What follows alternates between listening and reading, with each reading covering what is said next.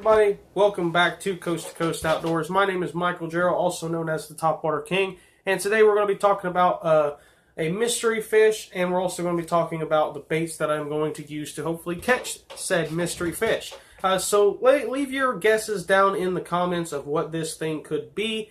I'm really curious of what it could be. We've had a lot of suggestions of what it could be between muskie, pike, and gator gar. And I'll tell you guys my experiences with it and how I've seen it before but never been able to catch it.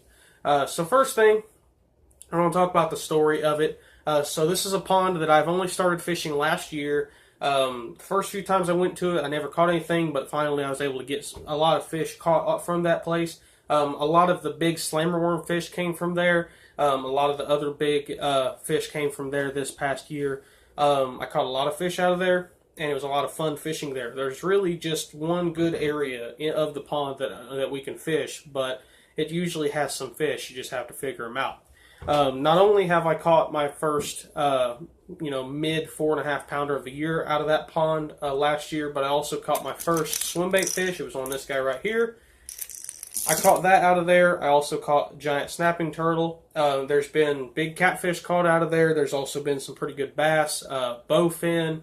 They're not bowfin, but mudfish, what they call mudfish around here. Also pond grinnell. It's just a different name for it. But we know it's not one of them, whatever this thing is. It's not a boat or a mudfish or pond grinnell, whatever you want to say. We know it's not that because we've seen it a few too many times to know, or we've seen it a few times to know exactly what it is. We know the shape of it. We know it's not the shape of a pond grinnell.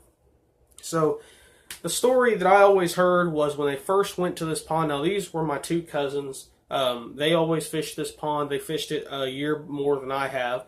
And the year that they fished it, they lost a ton of chatterbaits, just regular old plain chatterbaits.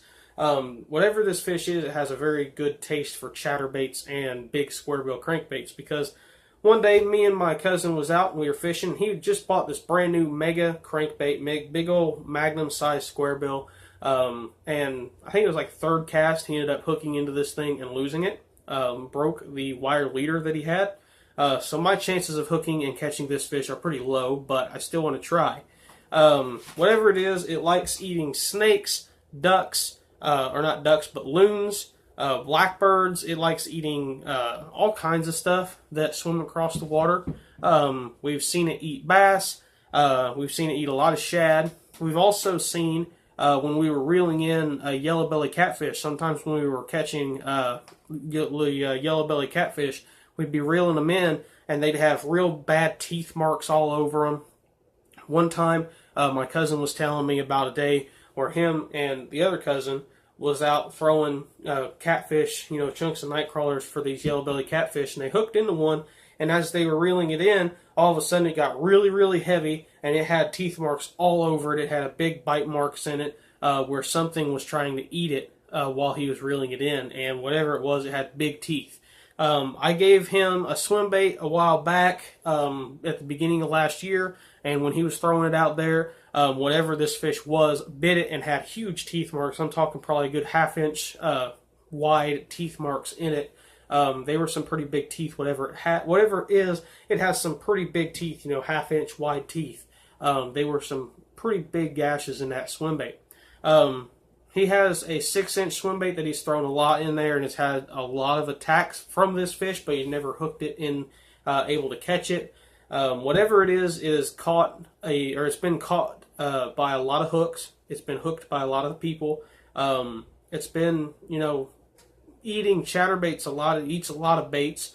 I personally have not hooked up into it. There was one time where I may have possibility got a bite from it. I was throwing a live bluegill about probably 3 or 4 inches long with a little 1/4 ounce bullet weight and a small circle hook, mainly fishing for catfish or bass. And I cast it out there and I let it sink down. Now, I was using only 12-pound line because I wasn't expecting to go after big fish. And my rod was sitting kind of like this here, and all of a sudden it just went like that right there. I mean, I'm talking just real hard jerk, nearly went in the water. I grabbed it, reeled down to where it was tight. As soon as I felt it get tight, I went like this right here. Nothing. It clean cut my line. Whatever it was, had some pretty sharp teeth, and it cut that 12-pound mono like it was nothing. So whatever it was a pretty big fish. And I have two witnesses that were with me that day, so they can vouch for me. Whatever it was had some sharp teeth because it cut straight through that 12-pound line. And it wasn't a bad knot or nothing like that. I checked it. The line was clean cut. I mean, it looked like somebody just took a knife and just cut it right in half. It was just done. And there's been a lot of times where we were sitting out there watching blackbirds swim around and dive down and hit the water, and all of a sudden you'll just see something come up and grab it and it's gone. We've seen that quite a few times. There was one time also a loon. If you don't know what a loon is, I'll put a picture up here in a second of what a loon is. A loon is like a black and white bird. It looks a lot like this right here. This is a loon-colored whopper plopper. That's the color they look like. We watched one get eaten by something. Now, loons are not a very common animal around here. I've only seen like 3 or 4 in 5 years of fishing. I don't see them a whole lot anymore, but that one there got completely destroyed by something because when it was sitting up on the surface, all of a sudden there's just a huge wake around it, and it never came back up. Whatever it was, ate that bird. We've also seen it eat snakes. We've seen it blow up on huge shad. We've seen it throw some 9-inch, 10-inch long shad out of the water. Whatever it is, it has big teeth. It's long, somewhere in the mid-40s to mid-50s range, somewhere in that category. My guesses are either pike or muskie. My dad has a guess that it is a gator gar because this lake is kind of fed by the river. Once it floods, a lot of fish get pushed in there. There was a 9-pound channel cat we caught last year. That fish was more than likely released in there because of the river coming up and then going back down. There's a lot of buffalo carp in there. I was able to help my cousin catch one of them. I went down there and I grabbed it as he was reeling it in. He caught it on a small little ice fishing rod with like 3-pound line. It was crazy. It was a 5-pound fish. I think he was using 4-pound line. We caught a 5-pound buffalo carp. That was pretty cool. But yeah, this place is fed by the river, so that's why he thinks it's a gator gar. There's not a whole lot of gator gars around here. To give you guys kind of a perspective of where I am in the United States, I'm in southeastern Illinois. I'm not exactly down in Texas where there's thousands of gator gars, and I'm not exactly up in Michigan where there's thousands of pike and muskie. I'm kind of just in the middle of nowhere where there's something with big teeth and it's really long and it's shaped like a muskie, pike, and gator gar because they're all kind of shaped similar. And whatever it is big. We're thinking somewhere in 40s to 50s.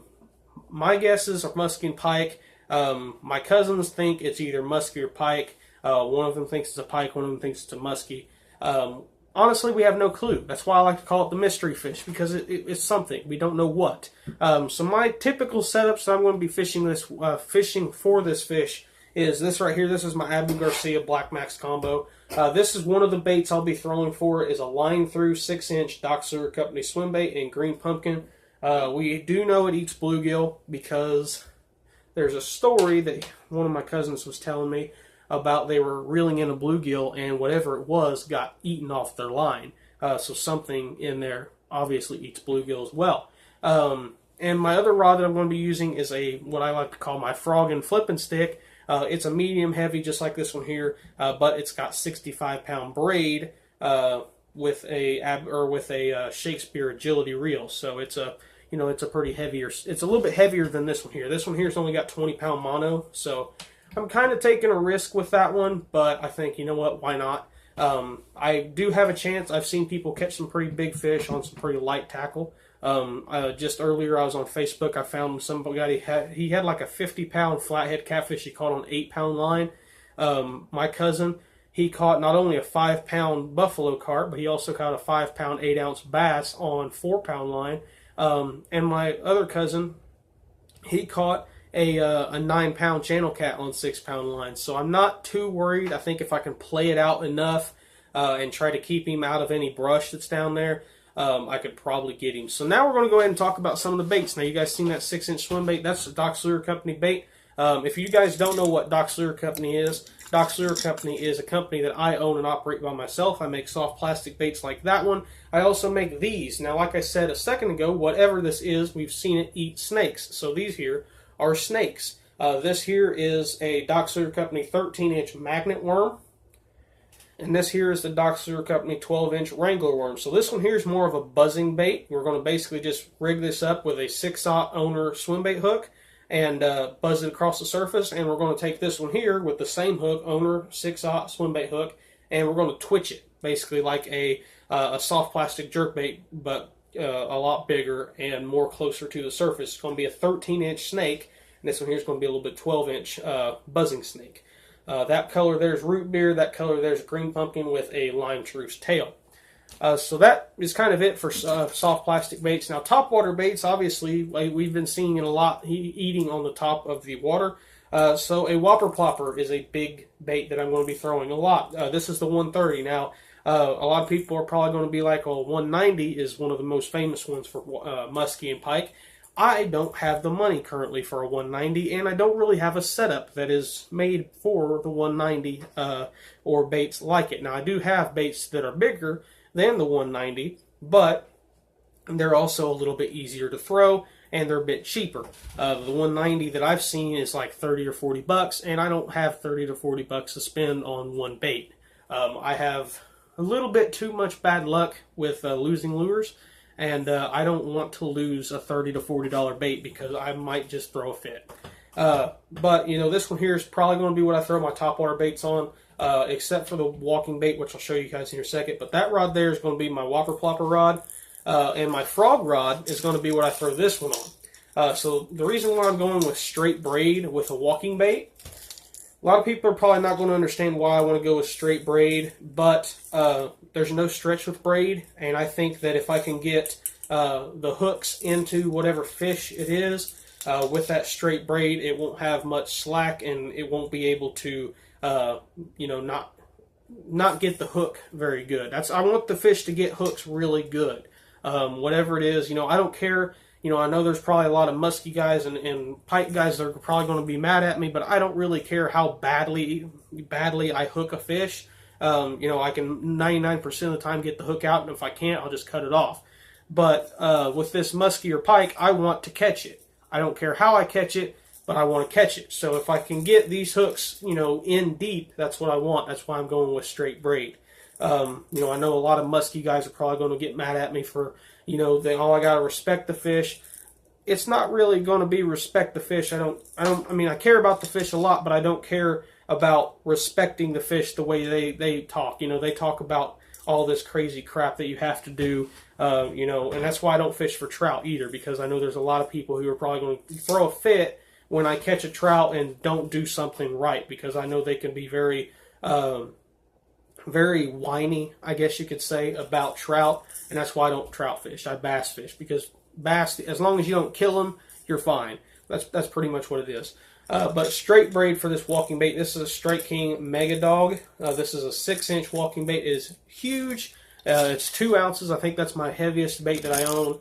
Obviously, I'm going to be throwing this here as well because, like I said, I know it eats bluegill. This is a bluegill glide bait. This is the smallest bait. This is a 5-inch glide bait. It's not very big, but I do believe it'll catch fish. And I get a pretty good chance of catching a big bass on that as well. I also have these two right here. These are my last 2 baits I'll show you. This is a 7-inch broken back glide bait off of eBay. Great bait for 10 bucks. I love this thing. Make sure that you replace the treble hooks not only on this one but also with that bluegill. And then I have the River to Sea S-Waver, which is a bait that I'm not really going to throw a whole lot because it is my most expensive bait, one of them. This one here is almost 20 bucks, and I don't know if I'll throw it a whole lot, but I might throw it a little bit. This one here, the reason why I bought it was because I had the money and I wanted to buy one. I wanted to say I had one. I haven't really thrown it a whole lot. I might have made like 6 or 7 casts with it in the year and a half that I've had it. So you guys can kind of see how worried I am about losing that one. I don't really want to. So if you have any suggestions of what this fish could be down in the comments, or if you live near me and you know that there's muskie and pike, let me know. Now, there's not a whole lot of places that have muskie or pike. I think the closest lake that has muskie or pike is about almost a 2-hour drive, I think. There's another lake that's an hour. It's 1 hour and 51 minutes to that lake, and I know for a fact it has muskie in it because A buddy of mine nearly caught a state record muskie out of it 2 years ago. I know that one has muskie, and that's nearly a 2-hour drive. So it's not like I can't go fish for muskie. It'd just be, I have to plan the trip out. But this lake, I want to catch whatever it is. I want to be the one to catch a fish out of it. Now, my cousin, you guys know probably the Storm 6-inch swim bait. Well, he's got a 6-inch, and he's also now got a 9-inch. I bought a 9-inch trout colored swim bait for him for, I think it was his birthday, if I remember right, last year. It was a gigantic 9-inch swim bait, double. I think it's got like 2 6/0 hooks in it. He's going to be throwing that this year. I'm going to be throwing all these baits. He's probably going to be throwing some of the other baits. Some of the baits I make, he might be throwing. But yeah. So if you have any suggestions down below in the comments, leave them, because I'm really curious of what you guys think this fish could be. Thanks for watching. Subscribe to the Coast to Coast Outdoors channel if you have not already. Check the description. My channel link should be in there. Thanks for watching once again.